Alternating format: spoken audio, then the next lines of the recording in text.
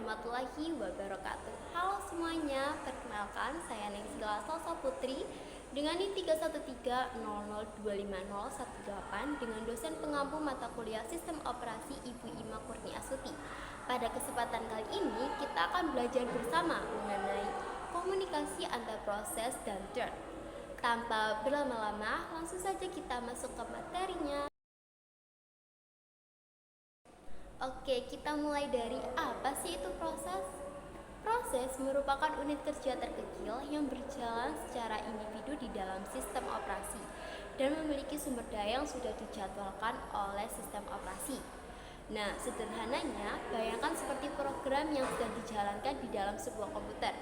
Ketika program itu berjalan, maka program tersebut disebut sebagai proses. Di dalam sistem operasi, sebuah proses tidak langsung selesai begitu saja, tapi memiliki beberapa status. Yang pertama yaitu new. Proses baru dibuat dan memori mulai dialokasikan. Yang kedua yaitu ready, yaitu proses sudah siap dijalankan tetapi masih menunggu giliran CPU.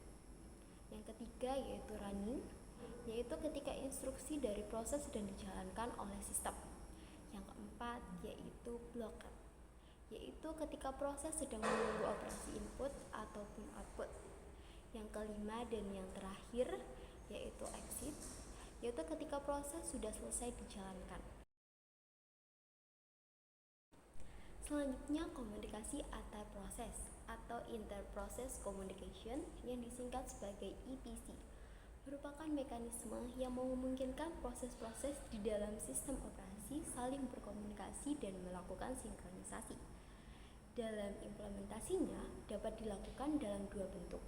Yang pertama yaitu secara fisik menggunakan shared memory atau hardware bus. Dan yang kedua secara logika yaitu menggunakan mekanisme komunikasi yang diatur oleh sistem operasi.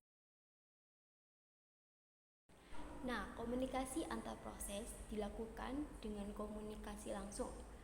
Pada metode ini, proses melakukan komunikasi langsung dengan proses lainnya. Selain itu, nama proses dan tujuan juga harus disebutkan secara jelas. Kemudian, proses komunikasi langsung memiliki beberapa karakteristik. Yang pertama, seperti sambungan komunikasi yang terbentuk otomatis antar proses. Yang kedua, hanya menghubungkan satu pasangan proses saja. Yang ketiga, biasanya bersifat satu arah meskipun bisa juga dua arah. Selain menggunakan komunikasi langsung, juga dapat dilakukan dengan komunikasi tidak langsung. Pada metode komunikasi tidak langsung, pesan dikirim melalui perantara yang disebut mailbox. Mailbox berfungsi sebagai tempat penyimpanan pesan yang bisa diambil oleh proses lain. Setiap mailbox memiliki identitas unik, dan dua proses dapat berkomunikasi jika menggunakan mailbox yang sama. Biasanya, mailbox juga memiliki kapasitas tertentu untuk menampung pesan yang disusun dalam bentuk antrian. Selanjutnya yaitu operasi yang terjadi pada proses. Yang pertama yaitu pembuatan proses. Kemudian ada penghancuran atau terminasi proses ketika proses sudah selesai. Selanjutnya ada penundaan proses, lalu pengalihan proses yang dapat terjadi karena interupsi sistem, trap atau supervisor call. Dan yang terakhir adalah pengalihan konteks, yaitu perpindahan eksekusi dari satu proses ke proses lainnya. Selanjutnya ada sinkronisasi dan buffering. Sinkronisasi digunakan agar proses dapat mengirim dan menerima data secara terkoordinasi. Dalam implementasinya, bisa terjadi kondisi blocking ataupun non-blocking yang berkaitan dengan sinkronisasi atau asinkron. Selain itu, ada juga buffering, yaitu mekanisme untuk menyesuaikan lonjakan kebutuhan akses input atau output agar kinerja sistem operasi menjadi lebih efisien. Dapat diartikan sebagai sekumpulan instruksi yang dapat dijalankan secara sejajar dengan instruksi lainnya menggunakan metode time slice. Thread juga sering disebut sebagai unit eksekusi yang lebih kecil di dalam sebuah proses. Penggunaan thread memiliki beberapa keuntungan. Di antaranya yang pertama, sistem menjadi lebih responsif. Kedua, thread dapat berbagai sumber daya. Yang ketiga, penggunaan sistem lebih ekonomis dan juga dapat memanfaatkan arsitektur multiprosesor dengan lebih.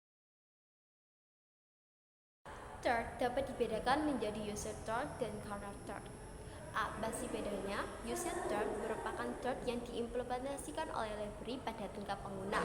Contohnya seperti Basic Thread, Mart, dan Solaris Thread. Sedangkan kernel thread merupakan thread yang langsung dikelola oleh sistem operasi, mulai dari pembuatan, penjadwalan, hingga manajemennya. Contohnya adalah Windows NT, Solaris, dan Digital Unix. Selanjutnya yaitu penjadwalan thread, terdiri dari penjadwalan primitif dan penjadwalan non-primitif. Ada juga permasalahan yang terjadi dalam thread, seperti port and usage, signal handling, pembatalan thread, thread local storage, serta schedule activation. Jika kita bandingkan ya, proses dan thread memiliki beberapa perbedaan. Yang pertama, pembentukan thread lebih cepat dibanding proses. Kedua, switch antar thread juga lebih cepat. Dan yang ketiga, thread hampir tidak memiliki overhead dibanding proses.